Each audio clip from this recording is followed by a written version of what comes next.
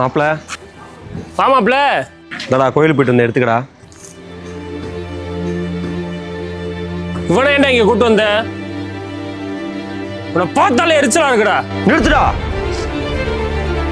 உன் project success ஆகணும்னு என்ன கோயிலுக்கு கூட்டு போனதே அவன் தான்டா.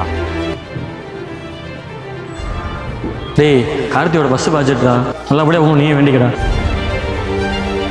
அப்ப கூட நான் கேட்டேன், அதுக்கு அவன் என்ன சொன்னான் தெரியுமா? டேய் அவன் உன்னை பார்த்தாலே வைத்தியான், அவனுக்காண்ட ஏதா இதெல்லாம் பண்ற? அவன் என் ஃப்ரெண்டுடா. சாரி மச்சான். படா போலாம்.